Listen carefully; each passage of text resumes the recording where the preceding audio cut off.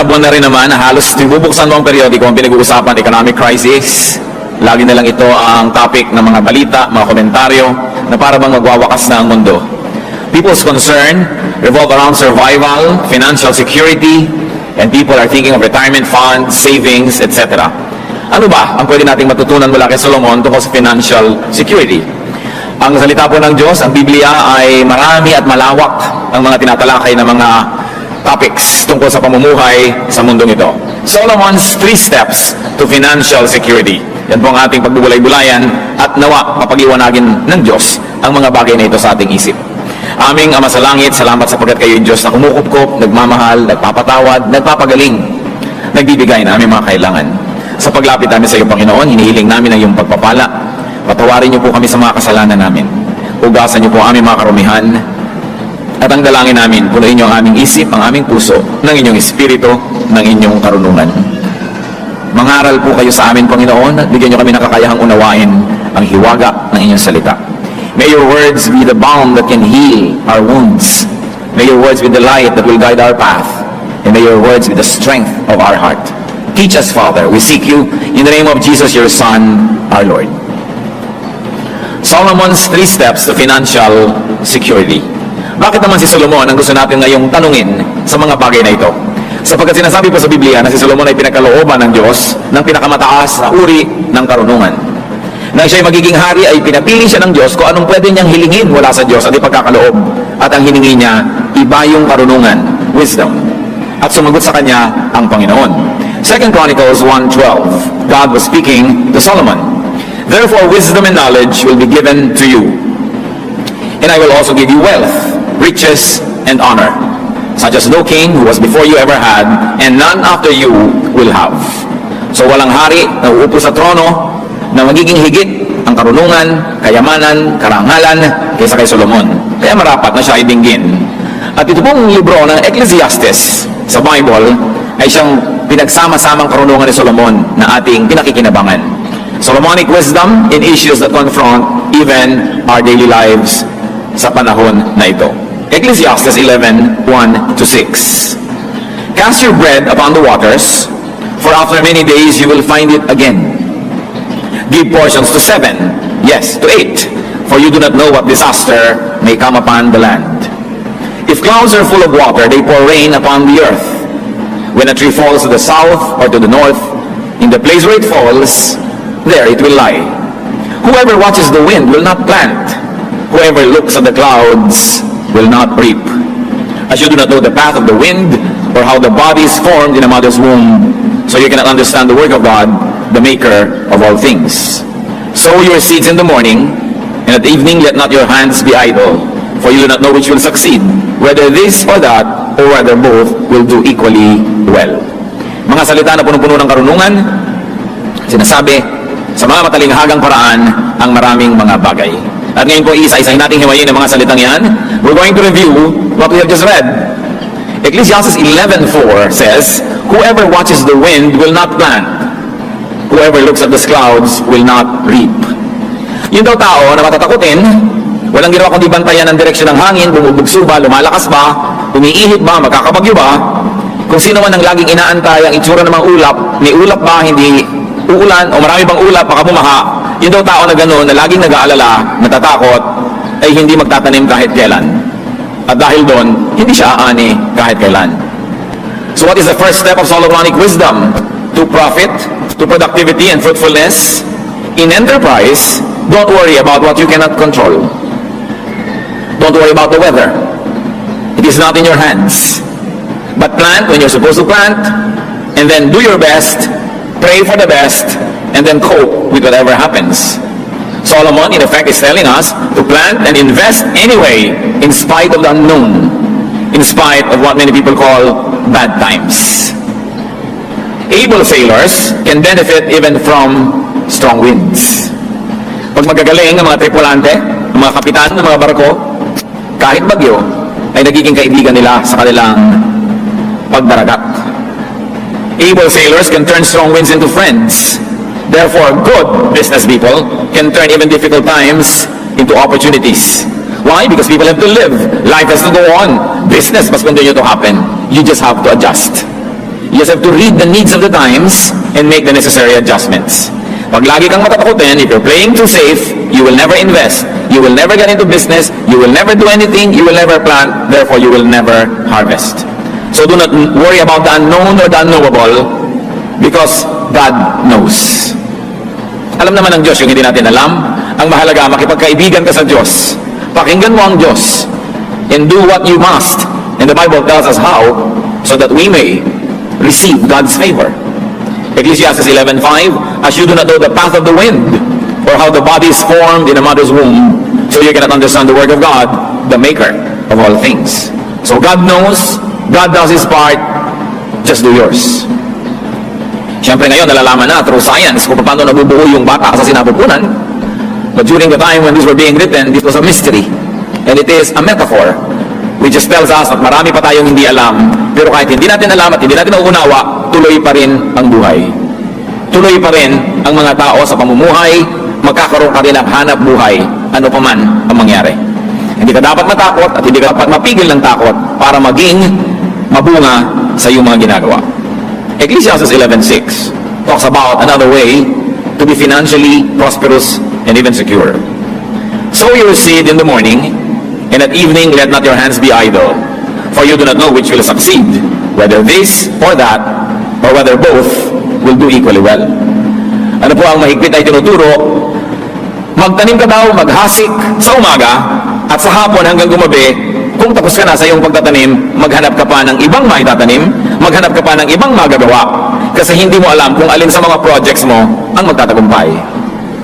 Hindi mo alam kung alin sa itinanim mo ang tutubo, kaya hindi ka dapat makontento, may itinanim ka na dyan. Magtanim ka pa dito, magtanim ka pa doon. Hindi mo alam kung anong klaseng panahon o weather ang iiral. At alam nyo naman, may mga halaman na pag tumami ang tubig, lumalago sila. Halimbawa, kangkong. May mga halaman naman na pag walang tubig, mas magaganda ang kanilang mga aanihin. Tulad ng pakwan, tulad ng mga milon, mas matamis pag walang ulan. So magtanim ka pareho, umulan naman at humindi, may maaani ka. Hindi mo inilalagay sa isa lamang na bagay na kasalalay ang buong buhay mo. At hindi sapat na nagtrabaho ka na sa umaga tapos sa hapon magbibinggo ka na o tutunganga ka na. Kuminsan makakakita ka ng mga driver, natutulog ka sa mga ilalim ng puno, ayaw nang tumanggap ng pasahero kasi naka-boundary na. Kaya paano kung pag-uwi mo, nahulog sa bintana yung asawa, ba't kailangan mo ipa-repair yung ulo niya? Kaya kinita mo lang pang boundary, wala kang extra. You don't know what a day may bring forth. You should not be easily happy with some income. Keep making income. Kailangan na nagsisikap ang tao, hindi ko mo kumita na ng konti, maglalakwat siya na. Sabi, sow your seed in the morning, and at the evening, let not your hands be idle. Marami ka dapat ginagawa. So second step, keep working on different services. Keep planting different crops. Keep producing different products. Hindi mo alam kung ano makiklik eh. Nakapwesto ka, kung alin man doon ang pagpalain, handa ka. Diversify, in other words. But not too much and not without due study.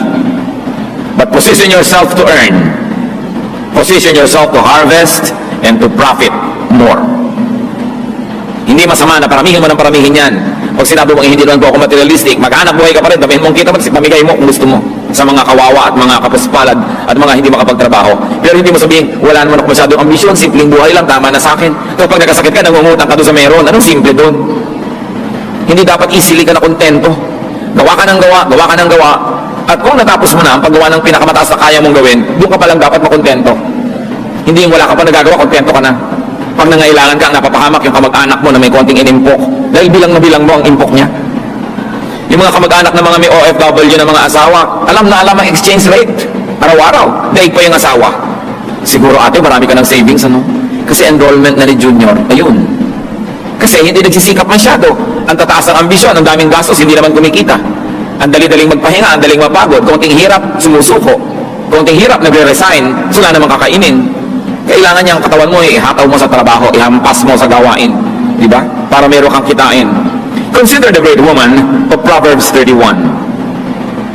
Ano ang description sa napakadakilang babaeng ito? Proverbs 31:10, a wife of noble character who can find. She is worth far more than rubies. And then Proverbs 31 goes on to essay the great deeds of this wonderful woman. She selects wool and flax and works with eager hands. So siya naghahabi, gumagawa siya ng mga tela. She gets up while it's still dark. She provides food for her family and portions for her servant girls. She considers a field and buys it. Out of her earnings, she plants a vineyard. She sets about her work vigorously. Her arms are strong for her tasks. She sees that her trading is profitable and her lamp does not go out at night. In her hands, she holds the distaff and grasps the spindle with her fingers. Marami siyang ginagawa. Maaga siyang gumising para marami siyang magawa. Hinahati-hati niyang kakainin ng bawat miyembro ng kanyang pamilya para ang lahat ay may magkaroon ng kasiyahan. Binibigyan niya ng assignment ang kanyang mga katulong para lahat ay huwag masayang ang panahon. Bumibili siya ng mga lupa at tinataniman niya ito. At ang ipinagtatanim niya, galing na sa mga tubo niya sa kanyang mga pangangalakal. Malakas ang kanyang katawan, malakas ang kanyang braso, at siya ay nangangalakal. She trades. She buys, she sells, she produces. Marunong siya magburga, magsulsi, manahi. She makes linen garments and sells them and supplies the merchants with sashes. Gumagawa pa siya ng mga sinturon, mga bedsheet, bed cover. At ang sabi ng Proverbs 31:25, she is clothed with strength and dignity. She can laugh at the days to come. What are the days to come? Days of uncertainty, days of gastos, days of pagtanda, pagkakasakit, pangangailangan. Sabi, pinagtatawanan lang nitong babaeng ito yung mga darating na araw. Kasi may pera. Kaya mo pagtawanan yung mga darating kung wala kang pera? Diba? Kasi may savings. Kaya tayo mga Kristiyano, huwag kayo mag-inarte. Na ay, ako hindi materialistic, hindi ako ganyan. Pero naman, pag kami kailangan ka, iaasa mo sa iba. Dapat ang tao, marunong magsikap, magtrabaho, maghanap buhay, produce more than what you need. So that you will not only fill your needs, but you will also be able to help others who are unable to produce. Just work for it, and then deserve it. Sabi na Ecclesiastes 7:12, money is a shelter. Bible na yan. Kaya huwag nyo nang mamaliitin ang pera, mahalaga talaga. Money is a shelter. In Ecclesiastes 10:19, money is the answer for everything. Alam niyo naman, money talks. And when it does, people listen. Diba? So, dapat gumagawa ka ng pera, ng maraming pera. Pero huwag naman sa pagiging sakim, sa pangaagaw, sa pandaraya. Kita niyo yung babae ng Proverbs 31, ang dami-dami perang ginagawa. Kasi masipag, mautak, marunong. No? Of course, Ecclesiastes 10:19 is an exaggeration that money is the answer for everything. You know, poetry exaggerates. But there's great truth in it. That it is an answer to many, many things in life. You want to be secure, you want to be able to laugh at the days to come, dapat may extra income ka, that you have savings, and you are ready for some disasters. So, work hard. Work well, diversify, keep producing. Ecclesiastes 11:1 leads us to the third step to prosperity. Cast your bread upon the waters, for after many days you will find it again. Pagka sinundan natin yung talinghaga, ipaghahagis mo daw yung tubig mo, yung tinapay mo sa maraming mga ilog, dagat at kung ano-ano, at balang araw magbabalikan din sa iyo lahat. Isang talinghaga ng ibig sabihin lamang, at kasulad ng verse 2 ng Ecclesiastes 11, give portions to 7, yes to 8, for you do not know what disaster may come upon the land. So it is telling us, be generous. Magbigay ka ng magbigay hanggang kaya mo kung kani-kanino. Hindi mo naman alam kung sino ang magsusukli. Hindi mo alam kung sino ang tatanaw. At kung dumating ang panahon, suklian ka naman. Pero ang sabi sa Biblia, pag nagtanim ka, aani ka. So damihan mong tanim, iba't ibang tao. Tumulong ka dito. Kung kaya mo magpaaral ng ganun, paaralin mo. Kung kaya mong sagutin yung gastos ni ganun, sagutin mo. Ang investment, hindi lang inilalagay mo sa bangko, inilalagay mo sa stock market, o pinupuhunan mo sa negosyo. Yung kabutihang ginagawa mo rin sa kapwa, i-consider yan sa Bible na sound investment. Because someday, you will be rewarded. Kaya ang sabi, cast your bread upon the waters, for after many days, you will find it again.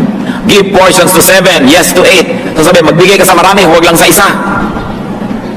Sapagkat hindi mo alam kung sino dyan ang magiging blessing din sa iyo. Sa mga magulang na mahilig may favorites, lahat ibinigay na lang sa favorite, lahat ibinigay sa favorite. Hindi naman lahat ng favorite nyo, yun ang nagiging mabuting anak. Marami pa nga yung inape, yung kinawawa, yung dinusta, yung laging pinapagalitan, yung ikinahihiya na anak, yung hindi ipinagmamalaki, kadalasan niya pa nga nagiging mabuting anak pag tumanda ka na. At yung in-spoil mo ng in-spoil, binigyan mo ng lahat-lahat, kadalasan yun na hindi makalingon sa'yo eh. Kaya sabi, give to 7, yes to 8, give to many, don't just one. Hindi lang isa lang yung pinefavor mo, isa lang yung nilagay mo na doon lahat, yung kayamanan mo, lahat ng kaya mong ibigay. In other words, don't put all of your eggs in one basket. Kung baga sa computer, kailangan may backup file ka. Dahil pag nag-crash yung computer mo, ubos ang record mo. May backup ka. Huwag mong ilagay lahat ang pag-ibig, ang pagmamahal sa isang tao lang. Dahil baka mamaya, mabuti nga yung taong yan, maaga namang nabawian ng buhay, edi lugi ka. Hindi mo alam. Be generous to many. Lalo sa inyong mga anak. Hindi nyo alam eh. Proverbs 11:25, a generous man will prosper. He who refreshes others will himself be refreshed. Biblia na ang nagpapangako, yung mapagbigay, aasenso, sasagana. Ang nagbibigay ng kasiyahan sa kapwa, siya man ay tatanggap ng ganitong kasiyahan. Hindi sa pagiging sakim ka magiging secure. Hindi sa pagkakamal, pagtatago, pagkakait ka magiging secure. Ito'y sa pagbibigay. Because in spirituality, you lose what you selfishly keep and you keep what you give away. So, kabaligtaran yan ng sense ng mundo. Ang sasabihin ng mundo, sa'yo na lang, ipunin mo, sa'yo lang. Ang sabi ng salita ng Diyos, magpamigay ka. Ikalulugod yan ng Diyos. At kung di man, tumanaw sa'yo yung binigyan mo, alam naman ng Diyos yun eh, siya nag-utos, edi siya ngayon ang bahala magpalit. Luke 6:38, give, and it will be given to you. And very especially, give to God's house. Malachi 3:10-11, bring the whole tithe into the storehouse, that there may be food in my house. Test me in this, says the Lord Almighty, and see if I will not throw open the floodgates of heaven and pour out so much blessing that you will not have room enough for it. I will prevent pests from devouring your crops, and the vines in your fields will not cast their fruit, says the Lord Almighty. Niya buong buo, nadali niyo sa aking tahanan na ikapu. At subukan niyo ako kung di ko bubuksan ang bintana ng langit at pabahain sa inyong buhay ang pagpapalang di niyo kayang isilid sa anumang lalagyan niyo. Sobrang daming ipagpapalang ibibigay ko na wala kayong pagsidlan. At kasama pa niyan, pipigilin ko ang mga salot na sirain ang mga halamang itinatanim ninyo. Ang mga bunga, mga buko na namumunga sa inyong mga bukid, hindi malalaglag bago maging hinog. Hindi inaasahan mo, harvest na next week, biglang bumagyo, nasira ang crop mo, nalaglag yung mga bulaklak, wala kang inani. Sabi, pipigilan ko yan, subukan nyo ako. At alam nyo, ang mga nakapagpatotoo nito, sila talagang addict mag-tithes. Dahil napapatunayan, totoo nga, totoo pala to. Napapatunayan nila. Alam nga naman mali ang Diyos. Alam nga naman kasi nung ngalingan yung Malachi 3:10 and 11. Napapatunayan yan. At ang sinasabi, sa 11:12, share what you have with 7 or 8 with many people. Bakit now? Because you do not know what disaster may strike. You do not know who would make it, who would be grateful. So spread the goodies. Isang napakalaking pagkakamali ng mga magulang to play favorites at itambak lahat ang magagandang bagay sa paborito nila at ma-deprive yung hindi nila paborito. Isang napakalaking pagkakamali ng mga magulang na api-apihin ng isang anak dahil yung isang anak na yon ay kulang sa kagandahan o kulang sa talino o kulang sa charm o dahil ang isang anak na yon ay hindi katulad ng lahat ng anak na kapitbahay nila dahil may anak silang kakaiba, kakaibang itsura, kakaibang ugali, kakaibang kilos, aapi-apihin na nila. Hindi nyo alam yung anak nyo na yan ang magkagabay sa inyo sa inyong pagtanda. Ang pinalaki pa nga sa layaw, ang sabi ni Balagtas, karaniway hubad. Sa bait at muni, sa hatol ay salat. Masaklap ang bunga ng maling paglingap, habag ng magulang sa irog na anak. At kadalasan, hindi naman lagi, pero madalas, obserbahan nyo, yung mga anak na laki sa hirap, yun ang mga thoughtful. Yun ang maaalalahanin sa mga magulang. Yung pinalaki sa sarap, kalimutan ka na lang, lalo nag-asawa na. Wala na, pwera ka na. Kaya dapat minamahal mo lahat. Kahit sa kalooban mo, hindi pantay-pantay, dahil may tinatangi ka, huwag mo na ipakita. Anak mo lahat yan. Ano man yan. Pananagutan mo sa Diyos, kailangan mahalin. Favorite children do not always deliver. So, spread the goodness to everyone around you. Consider the noble wife. Ang pinag-uusapan natin dito, be generous, be a good giver. Ang isa sa mga dahilan kung ba't siya ganun ka-asenso, Proverbs 31:20. She opens her arms to the poor and extends her hands to the needy.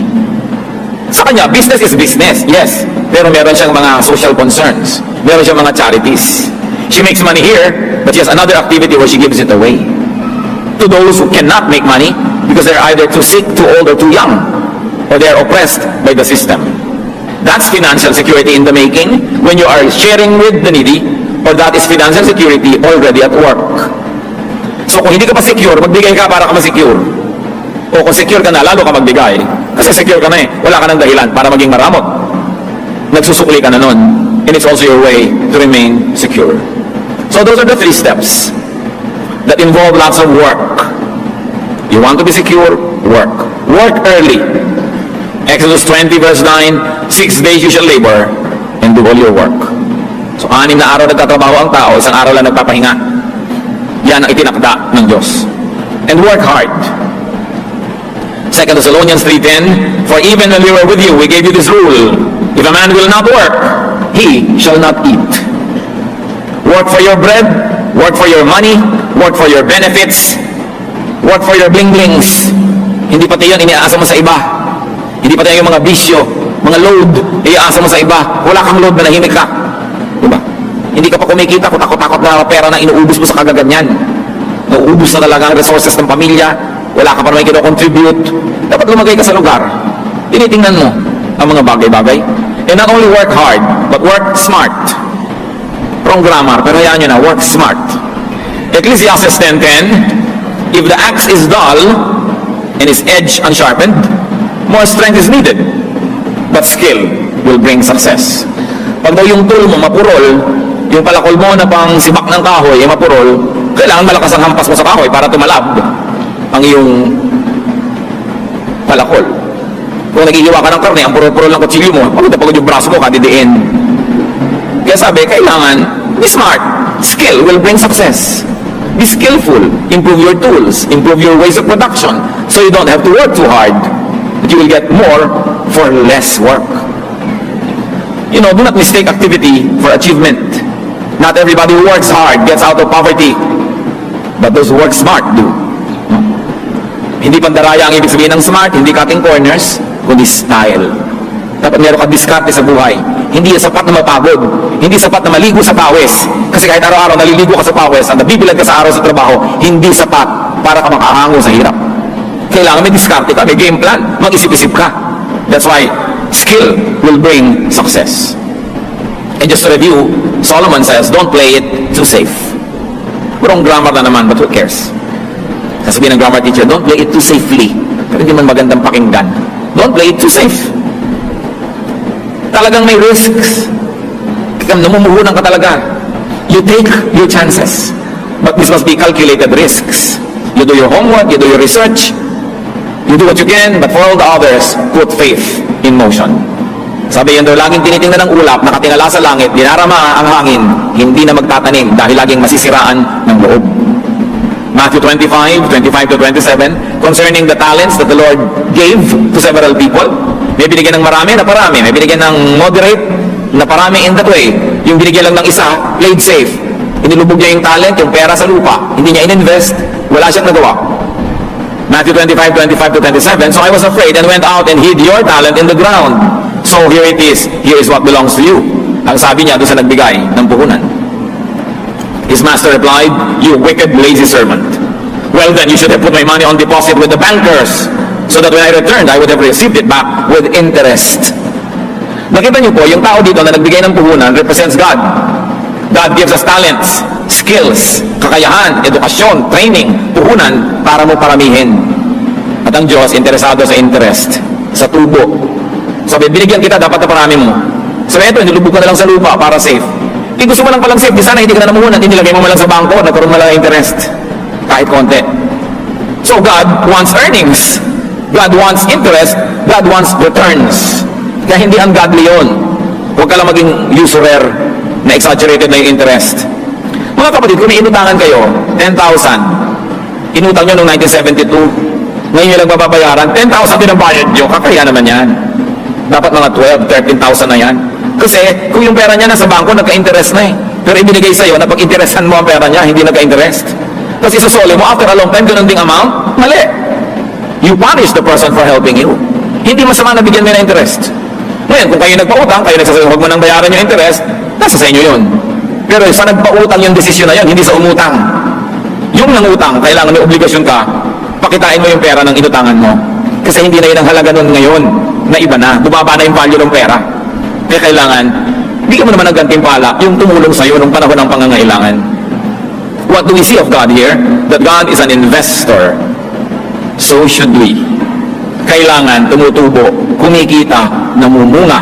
ang ating mga ginagawa. So have several investments, have several sources, and also have several beneficiaries. Hindi lang isa, marami. Sabi ko lang, give portions to 7 or to 8. Cast your bread upon the waters because it will come back to you. Why do you do that? Because you do not know which will work. So you work hard, and you become generous. The way to financial security. The world will tell you many things, but Solomon in all his wisdom gives us this guide. Diyos namin sa langit, nawa itong mga simpleng katotohanan na ito ay makakita ng application sa buhay namin araw-araw. Dalangin ko, Panginoon, ang mga anak mo ngayon dito, mga namumuhunan, bigyan mo ng karunungan kung alin ang pipiliin na paglalagyan ng investment, and after they have done their best, their study, their effort, i-bless mo, Panginoon, ang mga ginagawa ng mga anak mo rito, paramihin, pabungahin ang kanilang mga itinatanim. Ganon din ang ginagawa ng iba pa namin mga kapatid, mga namamasukan, iba't ibang uri ng hanap buhay, pagpalain mo, Panginoon, at nang sa ganon, mamunga ang kanilang mga ginagawa. Pati ang katapatan nila sa mga employer, ang pagiging mabuting empleyado, pabungahin mo, Panginoon. Kung hindi ito nalalaman na appreciate ng mga decision makers, kayo po ang kumilos upang makarating sa mga dapat maratingan ng balita, ang katapatan, kahusayan ng inyong mga anak na kuminsan ay hindi napapansin. At nawa, Panginoon, kayo rin ang magbibigay ng gantimpala sa lahat ng nagsisikap at gumagawa. Ituro nyo rin sa amin, Panginoon, to be generous, maging mapagbigay, to share blessings, and to be kind givers to people and to your church. At nawa, Panginoon, ang lahat ito pag naglakip-lakip, ano man ang krisis na pag-usapan ng mundo, ano bang hirap ang mabalitaan namin, ang mga anak mo tumanggap ng iyong grasya. Undeserved gift. At nawa, Panginoon, sa pagsunod sa mga katuroan mo dito sa Biblia, matagpuan ng iyong mga anak na ang tunay na kasaganaan ay wala sa panahon, wala sa uso, wala sa kalakaran ng mundo, kundi nasa pabor mo. Na kung kami ay iyong pinapaboran, walang imposible sa inyo. That we can receive blessings and comfort and fruits even in times of drought around us. Matagal na, maraming beses mo nang napatunayan ang iyong pagpapala, ang iyong pagtatangi sa iyong mga anak na sumusunod sa iyong katuruan. Ituro mo sa amin ngayon ang mga personal na hakbang para namin pakinabangan ng lubos ang mga walang pagbabagong katotohanan na ito. Mga kapatid, magbulay-bulay tayo sandali. Kung kayo masagana, pasalamat sa Diyos at patuloy na managana. At kung hindi naman, tingnan natin kung alin sa mga prinsipyong ito na ating pinagbulay-bulayan ang maaari ngayong ilapat sa ating mga buhay at nang magbukas ang pinto ng langit at ang napakaraming pagpapala ng Diyos dumaloy sa inyo ng ugod dami at na magbigay ito ng kasiyahan, kagalakan, katahimikan ng loob. Ama namin, sa sandali ng pananahimik, isa-isa mo po kaming kausapin at ituro mo sa amin yung daan tungo sa kasaganaan. At sa mga nananagana na Panginoon, salamat, ituro mo ang daan pa sa lalo pang pagsagana at lalo pang pagiging mabuting tagapag-ingat ng iyong mga pagpapala. Let's be silent before the Lord and ponder applications of these truths.